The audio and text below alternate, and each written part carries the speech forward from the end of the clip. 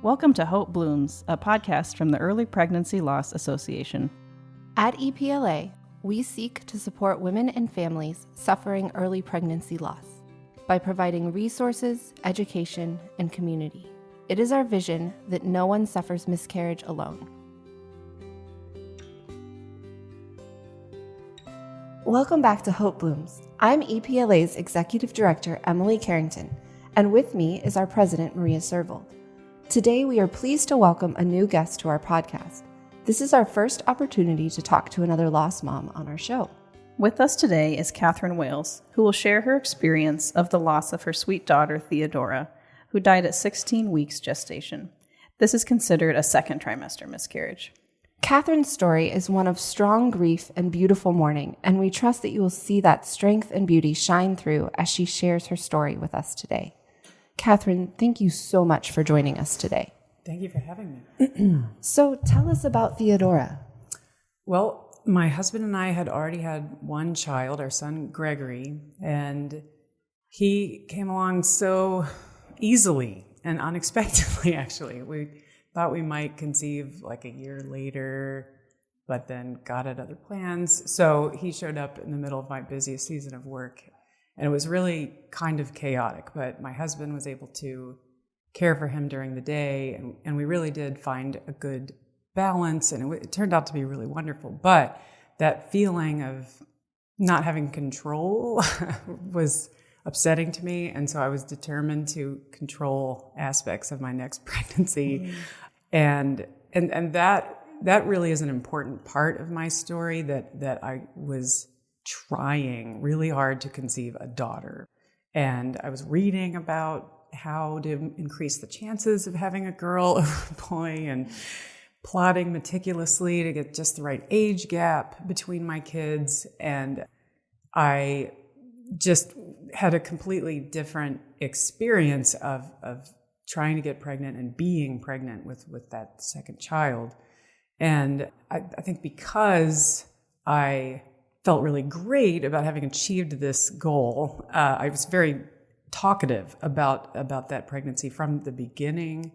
And I felt like I knew it was a girl. And so I was telling everyone, I was buying all the clothes. And so when it was on my birthday in December that I had this strange feeling of just something is wrong. Something is really wrong. And the next day at 16 weeks, I went for a regular heartbeat check, and there was just no heartbeat. And the doctor wouldn't tell me at first. Actually, it was an ultrasound tech who was first kind of revealing, by not revealing, that there was something really wrong. She was clicking around, taking photos of the ultrasound, and I was starting to panic. And I was calling for my husband. We lived next door to the hospital, so he was able to rush over and be at my side pretty quickly.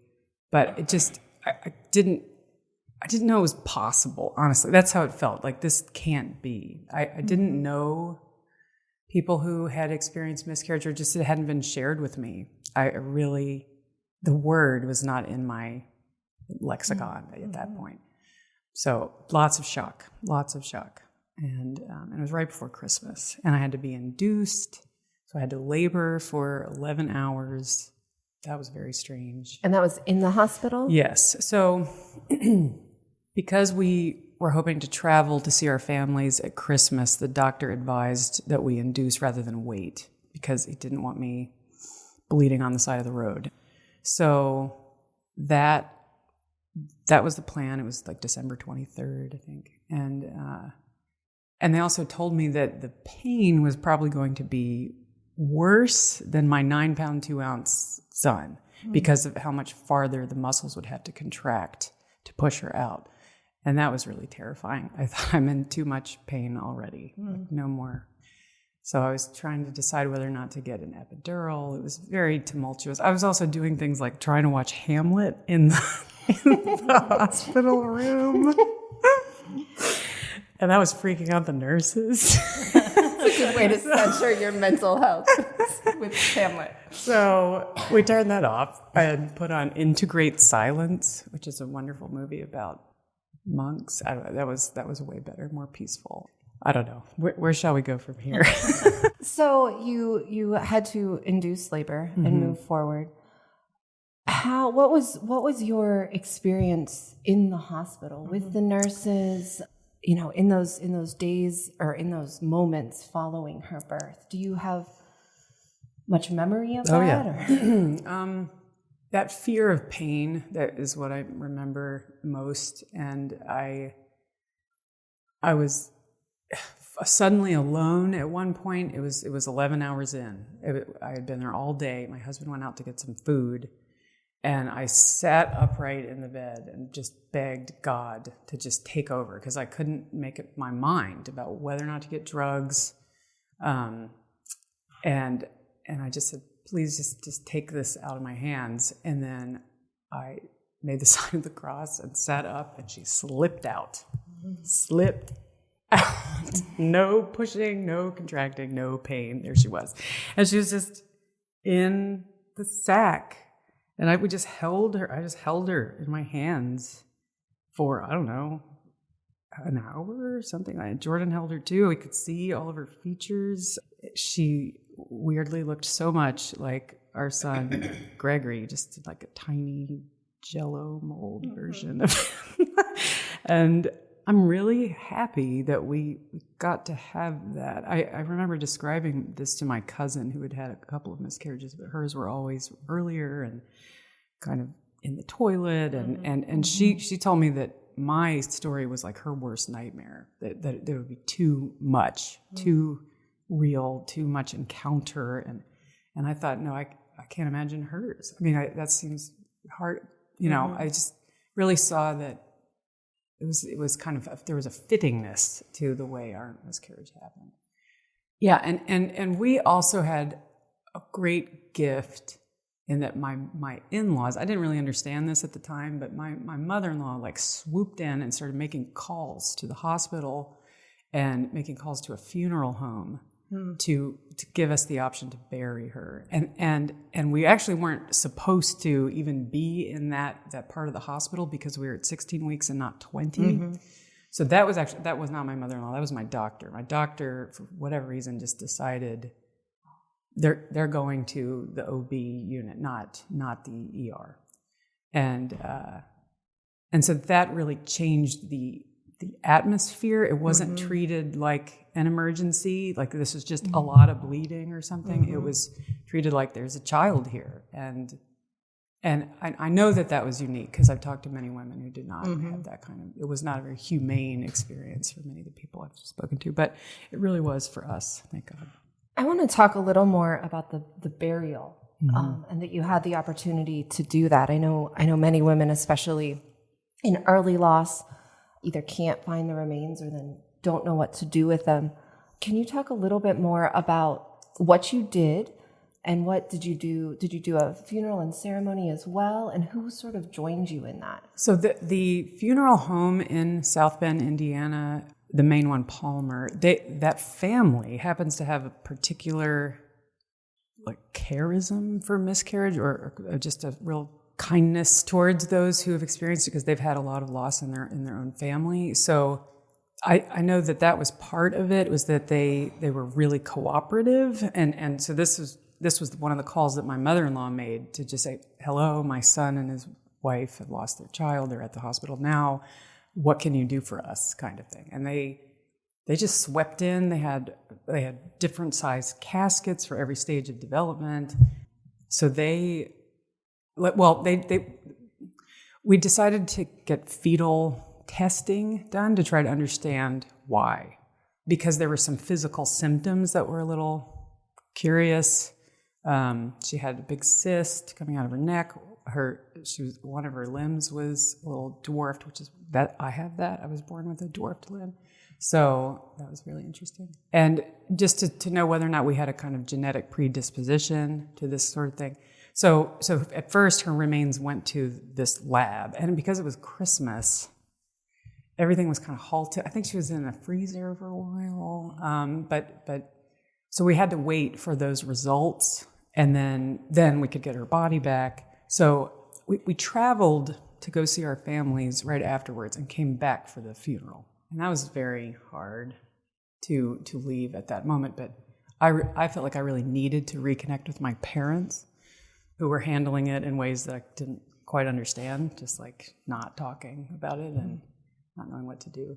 So the funeral,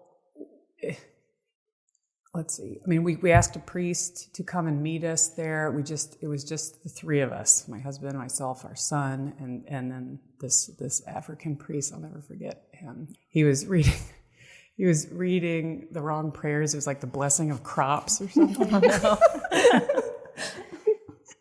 And Gregory was throwing snowballs at the headstones. It was kind of a mess, but it was amazing to just see her little casket, and then the green, what was that, like astroturfy stuff that they sort of have, just the colors, the shapes, like all of it was just like, this is really a funeral. I'd only been to maybe 2 in my life, and that was part of the problem for me, is I had very little experience with grief. So we weren't able to stay for the dirt to be put in. That was a little upsetting to me, but that's actually a policy of that cemetery, and that's the whole thing. But we were able to put a headstone there later. It took a little while to order that. Mm-hmm. But that, to me, was one of the most important things, to see her name on the headstone. And it's this pink quartz. So it's like very girly. Mm-hmm. It's the most girly headstone. And then just the year, 2011. Like, that was her whole existence, was just that few months in 2011. And knowing that she's there and visiting her every time we return to South Bend is just, it's a major part of our family culture, actually. We go back quite a bit, and it's always an important stop. And are your other children, because now you have 2 other sons, do they get to hear about and understand when you visit? And how does that work? Sebastian knows that if she hadn't died, he wouldn't exist. So that's... I'm one of those children. Yes, the rainbow babies, right? Mm-hmm. Isn't that what they call them? So I think he's starting to appreciate this more just as he gets older. We talk about her a lot. That I really believe she's a kind of intercessor for her family, and there are certain times when I ask specifically to her to help me with things, and it's very important to us that we know she still exists and is waiting, for us. I want to back up a little bit. One of the challenges I think women have, I know I experienced in my loss, with my second loss, we decided to do fetal testing, and it was a little earlier loss, 11 weeks, and it was natural. So I had the body. Getting the body back was not something I knew I could do. And I think... So you didn't do it? So we didn't do it. I didn't really know that I could. I don't even have the lunchbox that I delivered the body in, which I don't know that I want it back. But that, so it sort of strikes me. And one of our most popular blog posts, by far, outblows everything else, is how to bury your baby. And it's still hard to get answers. So I think it's really special when someone does, because you talk a little bit more about that process, how the funeral home and the hospital helped you. Do you remember? Do you know? I'm telling you, my magical mother-in-law made this happen. Like, she's somebody who just, when she wants something and it's good, it's going to happen. so that's my understanding of it. Maybe there was more to it. I was not in a very good space for making these kinds of decisions, and she knew that, and so she just provided for us. So I'm talking financially too. It was not free to bury them. Actually, now it is. This funeral home will bury in Cedar Grove Cemetery any lost, preterm baby for free. That's a kind of ministry they're doing. At least that's my understanding. Well, and that's huge too. I mean, people also ask us, what can we do? My friend just experienced a loss. Those phone calls, that paperwork, those behind the scene things. That's a need that needs to be filled, and that's a thing you can do as a friend supporting someone. And there are a lot of funeral homes that offer at least free supplies. Mm-hmm. Probably just needs someone to ask, and that could be a place that a friend could jump in and do that. That's if that's something someone wants. So that's wonderful that there are people there to support that. Can I talk for a minute about the results of the fetal testing? Yes. Because that was very interesting for us. We found out that she had Turner syndrome, which is a missing chromosome. So it's kind of the opposite of Down syndrome, where there's the extra one. This is a missing one. And I don't remember the stats on how common it is, but I do know that only about 10% of little girls with Turner's do not survive birth. So they tend to have shorter lives anyway, but like it was just this complication with her heart. They tend to have weakened hearts. So she technically did have like a heart attack. And knowing that was really important and helpful because up to that point, my husband really wanted to blame himself for this. And that was terrible because we're already dealing with the loss and the pain of that, but he had this guilt on top of it. And one of the most important moments that helped us get through and really move on was when the fetal specialist saw that Jordan was very wrapped up in this, like, I did this, because there was this one night in the summer when he had a lot of beer, like, and he was like, that was it. I poisoned my sperm with all that Heineken or something. And the guy, God bless him, the specialist just said, Jordan, if alcohol were the cause of this, the United States of America would be a barren wasteland. So I love that guy. Yeah. But it's so helpful then to know, because I think one of the main things that women struggle with after a miscarriage is not knowing why, and maybe most of the time they're not going to get an answer as to why. So that was probably particularly reassuring in some ways. Oh yeah, and knowing that these kind of genetic flukes, are just they happen. There's a chance of it happening, and it's been interesting to me too to realize that it's 1 in 4 pregnancies, right? And that's what I have. I've had 4 pregnancies and lost 1. So to me, it just seems there's a rightness to that makes sense to me. So I don't feel like I have a lot of unanswered questions, which is really helpful for acceptance. Right. I think it's really easy to try to blame yourself or to figure out what's happening. So having those answers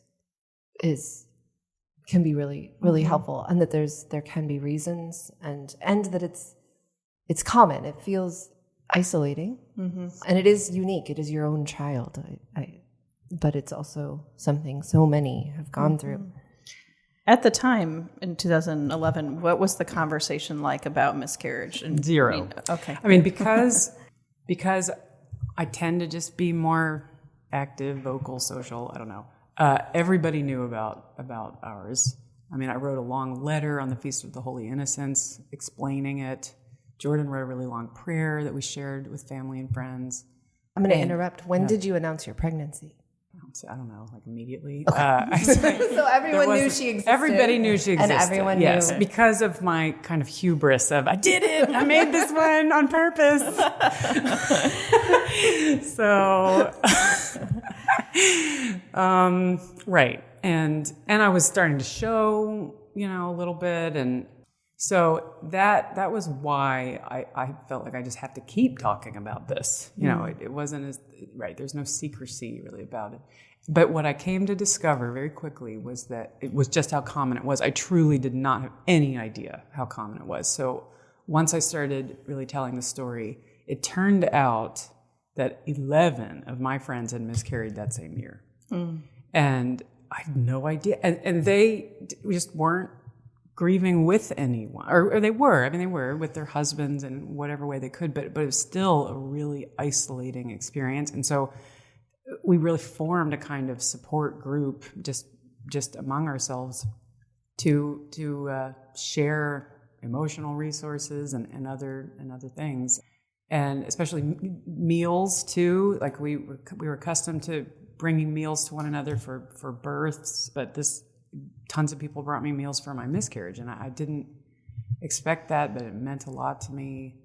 So we really kept that going. It was sort of like, let us know so we can help you. Mm-hmm. Yeah, it suddenly became the conversation for quite a while. And especially the people who felt kind of gypped, like, where are the resources? I didn't have anybody talking to me about, could we keep the baby or not? Yeah, I mean, keep the remains. Mm-hmm. So it got a lot better. And now, when I go visit, I'm always just amazed at how all the other babies that are buried next to my daughter many of them are my friends, kids, and they became aware of it because of our story. And it's just so beautiful to me that they're all right there next to each other. And so when we go, we can pray for each other's kids, and we send each other photos of the graves. I planted the bulbs from last year in the winter, in November, and I didn't know if I'd be able to get back to see them when they bloomed, but a friend of mine saw them in full bloom in front of her grave and took a beautiful photo and sent it to me, and that meant so much. I want to back up to the story. So it's been 11 years now, and we've talked about, still visiting the grave. I want to talk about sort of the days, weeks, and months following her loss. And it was a mess. And sort of coming out of that and into where you are now. My husband and I had different responses, and this at first was very upsetting to me. So I was determined to get in the car and see, especially my dad, who couldn't speak to me on the phone. He was so devastated, he truly had no idea what to do, and I felt like I needed to go and show him that I was okay. I was obsessed with that. So we were packing on Christmas Day for this 10-hour drive, but meanwhile, my husband was oiling the furniture. He was like, well, we're going to be gone for almost 2 weeks, so this is the right time to put the orange oil on like the wardrobe. And I've never put oil on furniture. Well, he was like, this is a good time because then we won't have to breathe the fumes. It'll be kind of soaked in. I was like, you need to put stuff in your suitcase. And he was like, but I've got to do this first. I said, no, you don't. And he was very emphatic, like, yes, I do. And then I said, well, what if I take a hatchet to the wardrobe? Then what? So that, I was pretty angry. And it took me a long time to understand actually what he was trying to do. That for him, this was kind of an act of stewardship. He wanted to preserve something that had been given to us. It was a family heirloom. He was worried about the wardrobe coming apart. It's also the wardrobe, and he's this like Narnia guy. So it's like this symbol. So that was his way of grieving, of trying to care for something that was still ours. But I just saw it as way off from what needed to be done. So we had a terrible fight on Christmas Day. So I always think of that. I mean, really a screamy fight, just because we could not fathom one another. He did not want to go. He didn't see that as valuable. He wanted to just hunker down and be the three of us together. And I just did not even entertain that option. So there was a lot of just intolerance of one another's responses. Also, he became kind of, in a very theologian, melancholic way, depressed about the thought that she might not be with God because she wasn't baptized, and that was horrible. And so I was trying to read these things about, like, look, we would have baptized her. We had the intention to. Maybe it's like a martyr baptism. Anyway, that was, I mean, this is the way academics deal with these things. Grieving with academics, I went through that as well. Yeah, not the same grief, but it's, yes, he read a lot. My husband read a lot. Yes, there was so much reading. Honestly, composing the prayer was really therapeutic for him. And also, the middle name we gave her is Nicodemus. So it's a little girl with that big middle name. And it's on the headstone because Nicodemus was the man who came at night to listen to Jesus. He was sort of secretly intrigued, but didn't, when did he actually convert? We're not sure, but he is in the canon of the saints. So historically, at some point, he just came out of hiding and was a believing Christian. And so that story really inspired Jordan to just have hope that she was with God and that this was all part of a plan. And so that was a big turning point. That finally let us have peace in our marriage again. So that was a really rocky month. And then we were told, don't immediately get pregnant again, but nobody said why. I thought it was just a physical thing, like your body needs to recover, whatever. But I was quite upset about widening the age gap between How siblings. old was Gregory? So he was just 2. He was like 2 3/4 at the time of the miscarriage. 2 1/4. Yeah, 2 3 months at the time of the miscarriage. And so the thought of going another 9 months, I just was like, we've got to. I mean, this is exactly what all the literature says, like, don't replace the baby. And I'm like, I want to replace the baby. And I wish that somebody had explained to me that the reason for waiting is really more emotional than anything, that you need to actively, intentionally grieve this loss first. So, yeah, we didn't do that. So we conceived Sebastian right away. And one of the ways in which that was, one difficulty there was that when he turned out to be a boy, I was really mad. There's a huge mistake here. I have all these clothes I saved. So that was, I don't know what, silly. It wasn't something that I don't know. I was just too emotionally immature to handle that better, I suppose. Well, there's a grieving, not just, I think, early loss and infant loss. And this has been said before. You're grieving that life, but it's a life you didn't know. It's a life you've dreamed of, thought of, and have a whole future for with very little past. So it makes sense that, these clothes and these, I set aside. I don't know that any of my children have worn the first outfit I ever bought for a baby. I needed that space for that to be that baby's. But I think there's this whole grief of a life. And I think you're right. Yeah, to replace the baby. This isn't what I ordered. But which is not good. So, yeah, there's movement to give that baby space. Yeah. And to give yourself this space too, to have back-to-back first trimesters, that was pretty rough. Yeah. That was to be that nauseous that long. But of course some people are nauseous the entire time. I know that people have it way worse, but that was, I did need to just rest. I needed rest, and I didn't really have it. I took it away from myself. So, and then I didn't understand, again, I didn't understand grief. I didn't read about grief. I didn't have any kind of grief counseling. And that in some ways feels like it delayed things for us.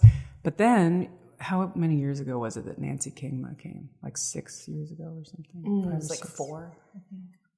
That, when I went to her talk and she had a graph of what the grief phase is going to look like over time, I gasped because it was exactly our experience, and especially the trough of a kind of depression phase and like right where that was. And I thought, like, well, no wonder that was such a hard time. And because I tended to just blame those difficult seasons that followed on my husband or any other easy victim. But, the circumstances of the moment. Yes, right. And not see like, oh, this is grief. And if I had been able to just know that and go through it, it would have been much nicer for my family, more peace. Yeah. So I just think grief education is really, really important. Yeah, absolutely. We've talked a lot, through EPLA and even with the Nancy Kingma visit, that there's sort of a script for grieving your grandparent or parent who dies, but there is not really a script for what to do when you lose a child to miscarriage. And so, and a lot of it, it's grief. It's the same kind of grief, and so that's the thing we've been trying to help bring awareness to, and encouraging people to get help, to find grief counseling. Right. That's and okay. if you haven't listened to our first 4 podcasts, we brought out the Nancy Kingma podcast, the archived ones, which go through much of her talk. And I think it's such a great look at what everyone experiences or what everyone might experience. To know that there are patterns, to know that this is a human phenomenon, like that is really comforting. It is. And because it's a kind of grief that's about grieving an idea. You know, you're grieving the kind of family you thought you were going to have. That's different from a particular person that you knew. It's this other realm of expectation and disappointment. Well, yeah, and it's haunting, right? Like it never really, in a lot of ways, it goes away. You feel better. You get on with your day. But I know my losses have haunted every subsequent pregnancy, and pregnancies I haven't had yet, they tend to haunt. I sometimes think, oh yeah, I'm better now or something. But then I think, no, I don't think there's a day that goes by that I don't think about mine, and even though it was 10 years ago. You said at the time, that there wasn't much of a conversation about miscarriage. How have you seen that change over the last 11 years or so, culturally? There could have been a conversation. I just wasn't part of it. But the theme was like, I haven't been able to talk about this. So yeah, it was a kind of new time. I mean, the conversations changed because of you.